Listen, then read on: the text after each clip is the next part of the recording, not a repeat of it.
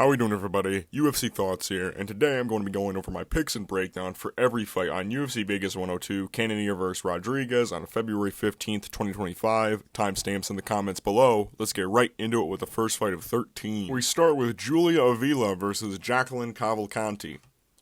I'll go with Jacqueline Cavalcanti on this one. I think she's just a better fighter than Julia. Julia is heavily inactive.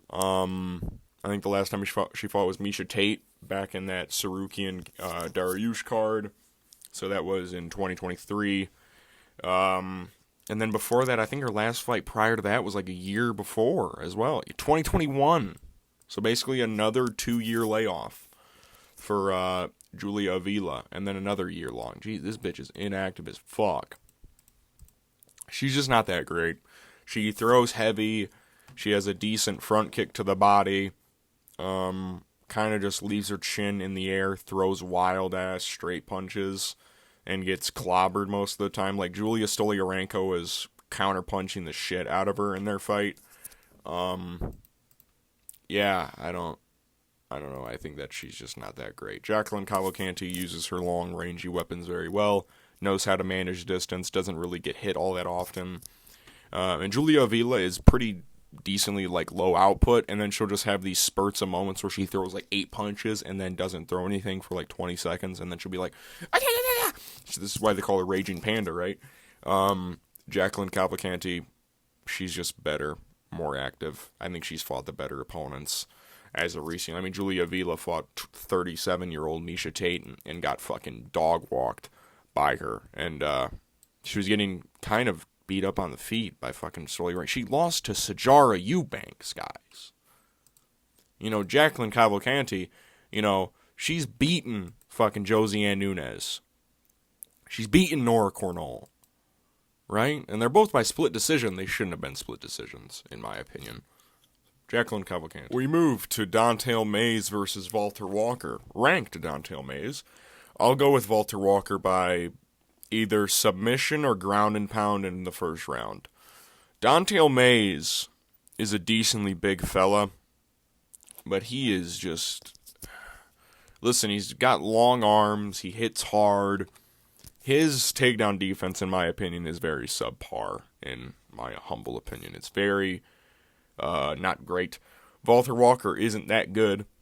I don't think Valter Walker is going to become really anything of note. He's just a big fat guy who is just kind of strong and inbred. I think that he's very strong. Like I said, he's a big dude. He's one of the only guys in the heavyweight division that's going to be able to match the size of Don'Tale Mayes. You know, Don'Tale Mayes is listed as 6'6". I don't know if he's actually 6'6". Valter Walker's big as shit, though. Big back on him, looks very strong, was controlling Lucas Drusky for their fight. He was able to take down Junior Tafa. Oh, big fucking achievement, I know. But I like that he is able to get a heel hook or knee bar, whatever he got on him at heavyweight. I think that's a good sign. You know, Don'Tale Mayes hasn't been subbed in a while, but he does get taken down and controlled decently well. He fought Rodrigo Nascimento in 2023. How many takedowns did he get on him?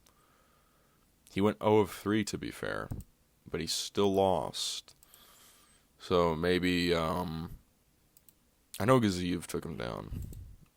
Gaziev got 2 takedowns on him.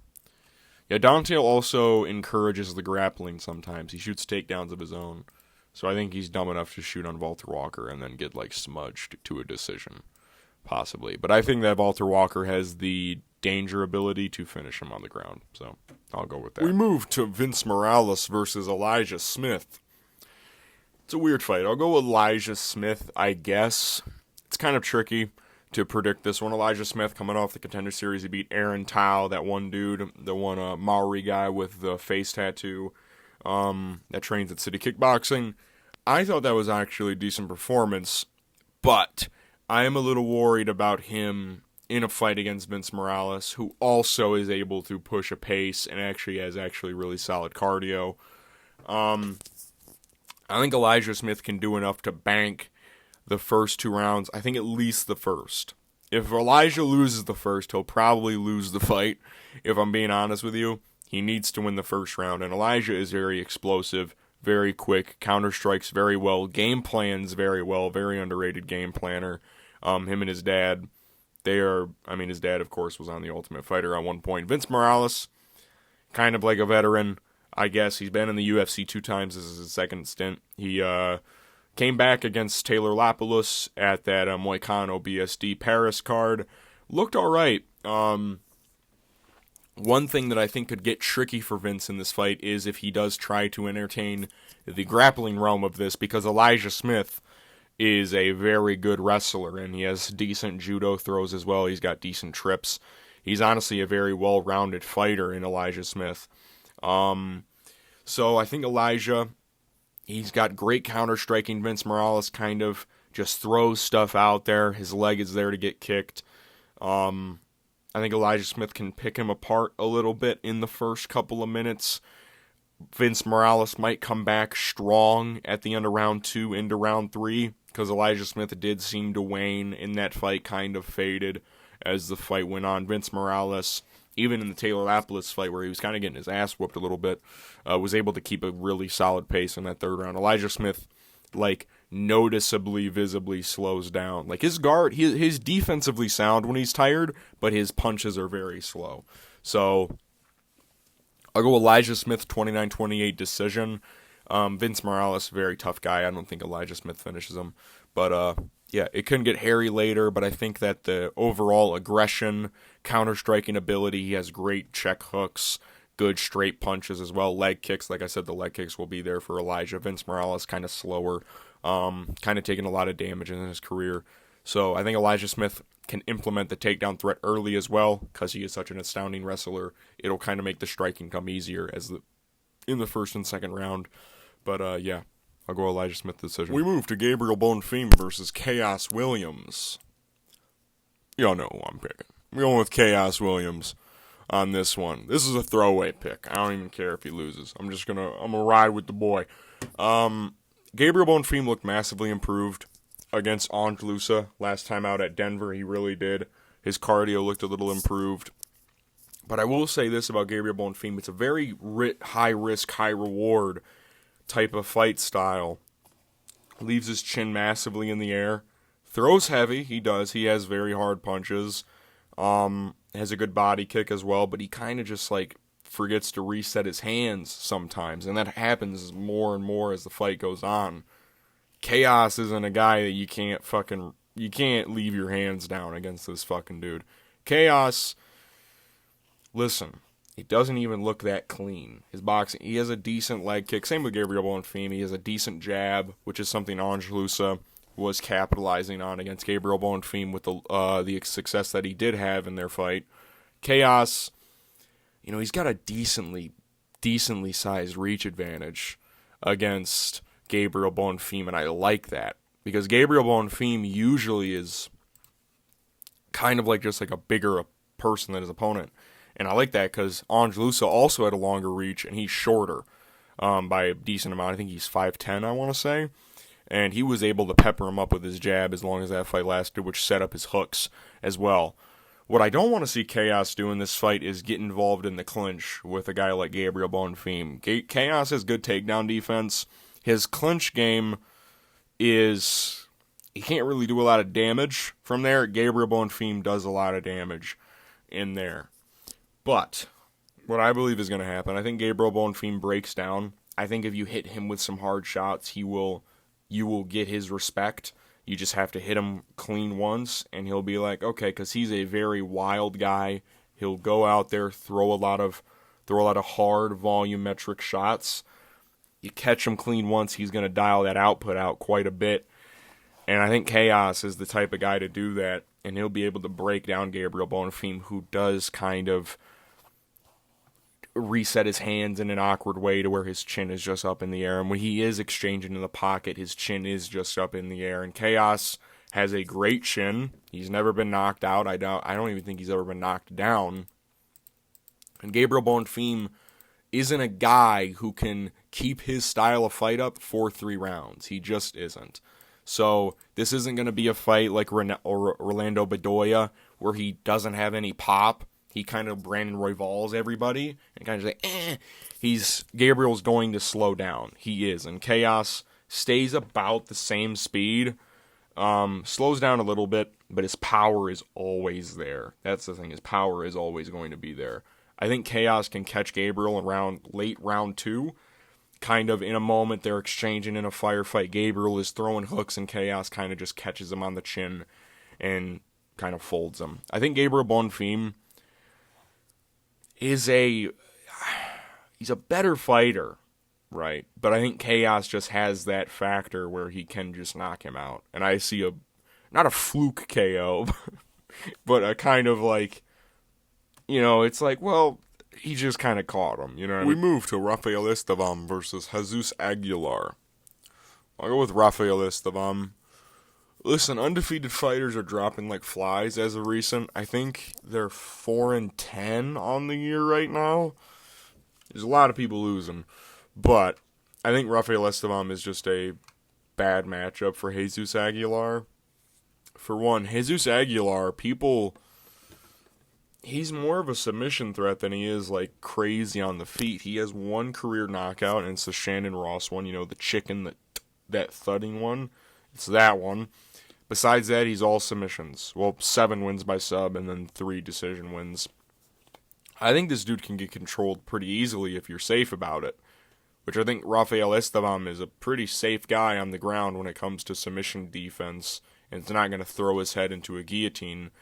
And he's also going to have a significant size advantage, 4-inch height, about 7 inches, 6.5 technically speaking, in reach, which reach advantages in flyweight doesn't really account for anything because everyone is so fast. But when you're looking at a shorter, stockier opponent who is going to try and wrestle you, those jabs and those 1s and 2s are going to really add up when all Jesús Aguilar really has is explosivity and just a big old meaty or right overhand. He's going to throw a big old meaty right overhand. But one of the things that really makes me pick Rafael, from what I remember, I'm pretty sure Jesús Aguilar, he fought, I'm not sure of it. I know he fought Mateus Mendonça. If you guys remember who that is, he is painfully average at fighting. He's a very average fighter and went like 0-3 in the UFC. He's very like below average kind of fighter, and he was able to have like damn near 9 minutes of control time against Jesús Aguilar. Rafael Estevam was able to like control. He was able to get a lot of control time, I want to say, on Charles Johnson, which was a while ago. He only has one fight in the UFC. It was in 2023, but still, it's all right. He had almost 10 minutes of control time against Charles Johnson. That's fucking impressive. And he only landed 35 strikes and still won the fight. Make that make sense. That's how much he controlled him in those first 2 rounds. Now, he did get his ass whooped in that third, but Jesús Aguilar doesn't have great cardio either, right? So, Rafael Estevam, I think he just has a more controlling style. I think he can be competent where Jesús Aguilar is at his best. And on the feet, they're both powerful. Rafael has the reach advantage. I think that he's just a better fighter. I think he's a sure pick for this fight. We move to Jared Gordon versus Mashrabjon Ruziboev. Nursultan's brother. I'm going to go with Jared Gordon on this one. Mashrabjon, I'll just call him Ruziboev from now on. He's not that good, in my opinion. I've watched some tape on him. The thing that I think is going to get him fucked up in this fight is genuinely his wrestling defense is dog shit, and he'll play jiu-jitsu off his back for long periods of time and just kind of allow himself to get held down. I think Jared Gordon can outpace this motherfucker pretty easily. On the feet, he's nothing like Nursultan.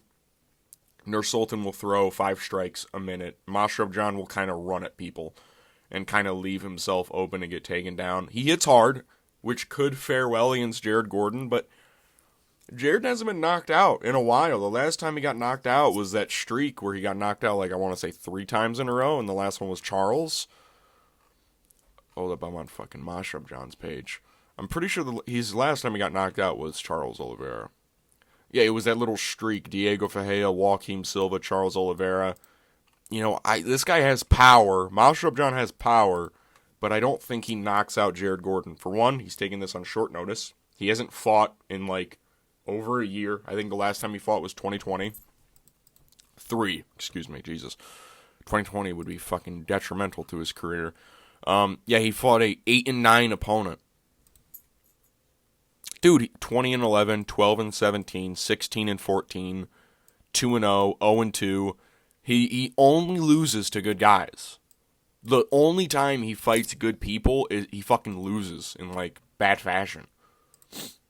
Fucking 11-2, Vladimir Kanu, I don't know. 11-2, he lost. 15-4. He got out-grappled hard in these fights. Erjan Almazbekov, 1-0, he lost to that guy. 7-1-1, Renat Sayakbayev. This guy is a can crusher. He's not that good. The only way he wins is by knockout. But I don't think he knocks out Jared Gordon. I don't think he has, like, show-stopping power. He hits hard, but he doesn't shin Jared Gordon. Jared Gordon is, like, competitive with Nasrat Haqparast. You could argue he should have won that fight. He was being competitive with Bobby Green. He was, this guy, he beat Paddy Pimblett. He's outworking Paddy Pimblett in the clinch. And we know Paddy Pimblett's a strong motherfucker, man. He's a strong dude, and he's outworking him in the clinch. I think this is a terrible matchup, so I'll go Jared Gordon. Decision. We move to the featured prelim. Angela Hill versus Ketlen Souza. I'll go Ketlen Souza on this one. There has to be a point where Angela Hill just completely drops off and just, like, cannot compete anymore. She's 40 years old for a WMMA fighter, man. Souza, listen, and the worst part about it is, like, Angela Hill can win this shit, man, because Ketlen Souza can get tuned up from range. Yazmin Yarugi was working her jab like a charm. I think the difference is the athleticism in this one. I think it's going to be a clear disadvantage of athleticism. Angela Hill kind of moves lethargically now. You know what I mean? It looks like she has to put a lot of effort into every movement she does in the cage, and Ketlen Souza kind of just like lets shit rip off. I think if she can get in the pocket, man, I think it can get really dangerous for Angela Hill, who has been dropped by Mackenzie Dern. I'll just say that. Did she get dropped twice by Mackenzie? I feel like she did. I know she got dropped once in the first round. It was a wild exchange. It was just the one in the first round. Dude, she got fucking tuned up in this fight. And Ketlen Souza, she's young. She looks strong in moments. But she could just be another Denise Gomes, bro, in this fight and just be like, no. Angela Hill, this isn't. She looked really weird against Tabitha Ritchie. Like, she was, like, slow with her jabs. Yazmin Yarugi, to be fair to her, is young and is actually very athletic and quick, which was very surprising. Not surprising, because Yazmin Yarugi's chin is very worrying in moments. But Ketlen Souza, the combination she caught her with in the pocket.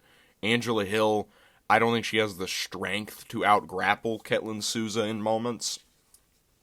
She might be able to sub her, but I think Angela Hill kind of whiffs on punches more than not now. Ketlen Souza kind of just wades like a shark and kind of just waits for those moments where you make a mistake and chins you. I think she can TKO Angela Hill in this fight later in the first or early in the second round. Angela Hill slows down pretty fast. Now, not pretty fast, but like kind of exponentially quick. If you get what I'm saying, she looks decent, and then at the end of the second round into the third, it kind of just like gets insane how much she slows down. So I'll go Ketlen Souza by late first round, early second round TKO. Angela Hill kind of throwing lazy jabs, ones and twos, and then kind of just like gets into a scrappy fight and gets fucking clocked with a hook and dies. We move to the start of the main card. Connor Matthews versus Jose Delgado. I'll go with Jose on this one. I really like how he is training with the MMA lab in a lower weight class. You also bring up the fact that Connor Matthews got finished in his last fight by Denis Buzukja. Denis Buzukja, listen, he's alright. He's alright. but get finished by him? All right, dude. Jose Delgado on the Contender fought a 8-0 guy, Ernie. I forget, I think it's Johnson or something. He breaks people, man. Jose Delgado fucking breaks people mentally, dude. He is a bitch to deal with in there. He is so big for the division. 5'11" for featherweight. That's nuts. I know Conor Matthews fought a above 6 foot guy on the Contender series. I think he was a Fighting Nerds dude. That dude was kind of slow, though, and his takedown defense kind of worried me. Jose Delgado, he's fucking good, man. He's like I said, a bitch to deal with. He kind of can just overpower people in clinch scenarios where he kind of just bulldozes them, and he'll throw combinations to 8 apiece. He'll throw 8-piece combinations at people, and Conor Matthews is the type of guy to just shell up and kind of just take it like a good little boy. He's older. He doesn't fight often either. He got finished in Atlantic City, if you remember. That was in March of last year. Kind of just doesn't fight. He's older too for a prospect. 32 years old for a prospect is not something I'm looking for. Jose Delgado trains with good people. His main coach is Benson Henderson at the MMA lab. So that means that not only is he training with like Sean O'Malley, he's training with other guys like Marcus McGee, Mario Batista. As much as I hate him, he's a ranked bantamweight. This he's grappling with really solid guys and striking with really solid guys who are technical, which is all Conor Matthews tries to do, is be a technical fighter. He's like a beakers and test tubes kind of guy.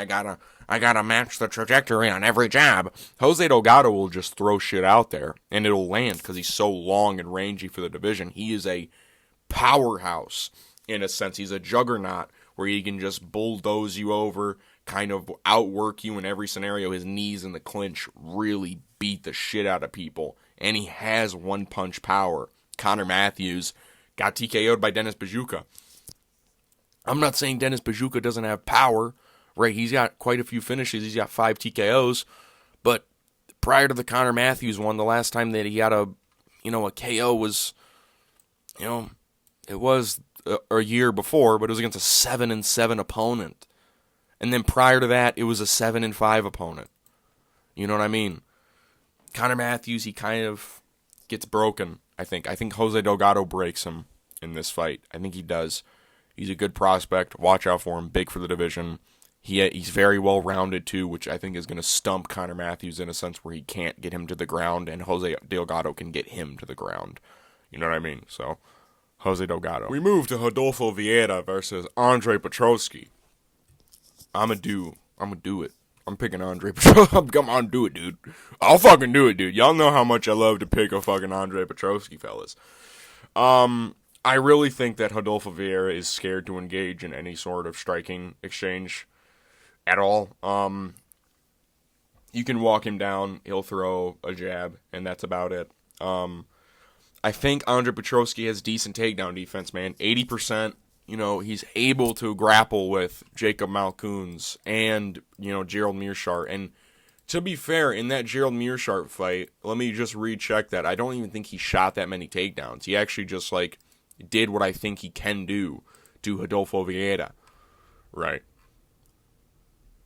He only 5 takedowns. He got 1 in the first, shot 3. He did gas out, though, in that fight. You know what I mean? But, he throws hard shots, and he can just keep people on the back foot enough to where they don't throw a lot.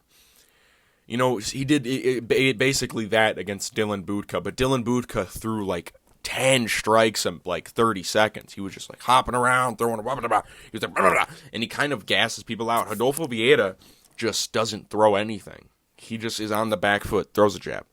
Back foot, backing up, leg kick. You can leg kick him all you want. You can throw a body kick all you want. And he's not going to have that ability to be able to get takedowns when they're critical. Because Andre Petroski does have decent wrestling defense, 80% takedown defense in his career. He's active. That is something I will give Andre Petroski. He is very active as a fighter. And he's only lost to Michel Pereira at middleweight. Michel Pereira is great. Not great, but, he's a ranked fighter. And Jacob Malkoon, who is probably one of the more underrated prospects at that middleweight division. Besides that, all he's done is won. All he's done has won. And he's fought jiu-jitsu aces before. Wellington Turman. He's fought these guys before. He's fought Gerald Meerschaert. He's fought these dudes. And he's able to survive it. Nick Maximov. People forget, man. He's fought Nick Maximov, man. He's fighting these guys who all they really know is jiu-jitsu. And he's able to do well against them. You got to be able to mix it up to beat Andre Petroski. You have to beat him on the feet. And Rodolfo Vieira is not going to be able to do that. And the thing is, Andre Petroski's striking is not that good. But Rodolfo Vieira is just terrified to throw anything with any maximum effort because he's scared to get countered. So I'll go Andre Petroski, unanimous decision, 29-28. I don't think Rodolfo Vieira is going to have a field day on the ground either. I think Andre Petroski is going to be able to fight back up. I don't think he's ever been subbed. No, he got subbed by Brian Battle on the Contender Series. Not on the Contender Series, on the Ultimate Fighter, didn't he?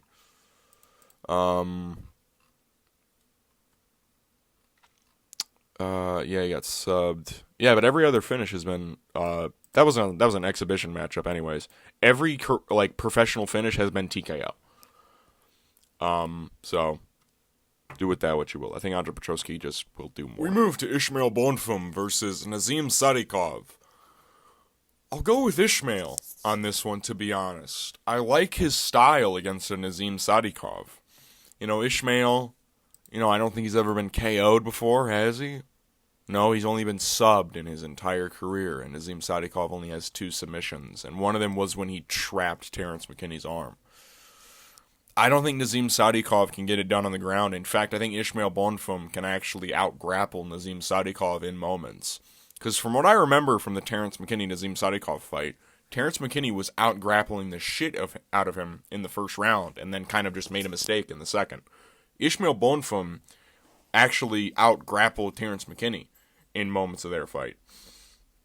Nazim Sadykhov, he's got decent boxing, very wide for the division, pretty decently sized fella. He hasn't fought since 2023, and Ismael is inactive as well. He hasn't fought since May of 24, and the fight prior to that was July of 23. Ismael, I like the win over Vink Pichel. He's an older fucking veteran, man, and he was able to kind of pick him apart with leg kicks, and that's what I think is really going to set this fight apart, is the low kicks of Ismael Bonfim, because Vyacheslav Borshev was piecing Nazim Sadykhov up with those low kicks.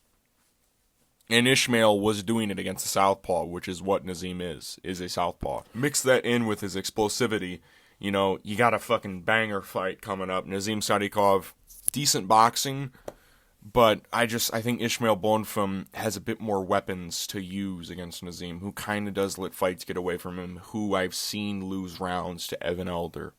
You know what I mean? Evan Elder is decent, but come on, dude. It's Evan Elder, all right? And that was, I'm pretty sure, short notice for Evan, too, and he was up 2 rounds, in my opinion. So, I think Nazim is good. I don't like how inactive he is. And he was getting beat up by Vyacheslav, and we now know that isn't really that great of a sign anymore. He's losing quite a bit now.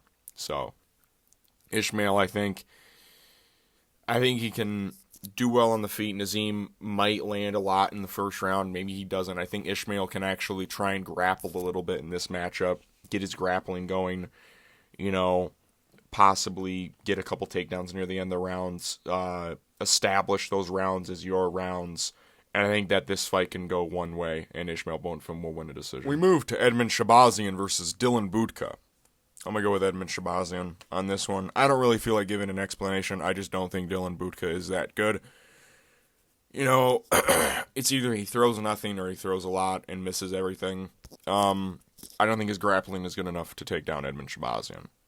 I just don't think it is. I think Edmen Shahbazyan has been in there with a lot of great guys. You look at his track record, and this dude's fighting fucking murderer's row of grapplers at middleweight. Meerschaert, Hernandez, Imavov, Hermanson, Brunson. You know what I mean? This dude's fought a lot of great grapplers, and Dylan Budka is also going to do it to him? Fuck that. No. That's not going to happen. Dylan Budka is the type of name that will get chinned by Edmen Shahbazyan. Like a Dobson. Like a Dolce Lugimbola. This dude just screams a Shahbazyan victim. right? This dude was struggling to get takedowns on Cesar Almeida, who legit was he was kickboxing like a year or two prior. Edmen, if you fucking lose to Dylan Budka, you're fucked. Alright? I'm gonna find you. I'm gonna find you, you tall, weird rib-having motherfucker, and I'm gonna beat your ass. Okay? Dylan Budka just swings and misses strikes. He's not even that fast. He cuts a lot of weight. He had a terrible weight cut last time. He comes into fights injured. I think Edmen Shahbazyan should put this dude away. If Cesar Almeida is able to gas this dude out by defending takedowns, Shahbazyan should do fucking fine. Oh my god, I swear to God, if Edmen loses, I'm gonna fucking lose. We move to the co-main event. Cavalcanti versus Youssef Zalal. I'll go with Youssef. I don't know.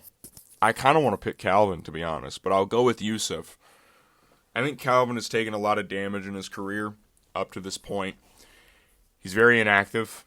Not the most active fella on the roster. He's been injured a shit ton, tore his ACL twice. Looked really tentative against Aljamain Sterling, who he was very tentative of because of the takedown threat.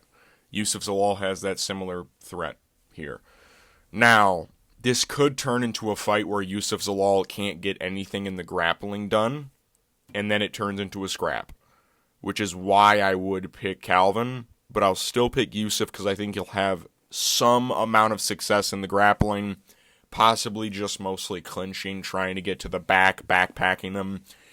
I think Youssef Zalal has a weird striking style where he lunges in with the straight punches, the ones and twos, and kind of throws that left dig to the body and throws decent leg kicks, which are all weapons that can work against Cavalcanti. And Youssef Zalal seemingly just moves just out of range whenever people try to catch him. But there are certain moments where he can be left in the pocket, which is where Cavalcanti can have success.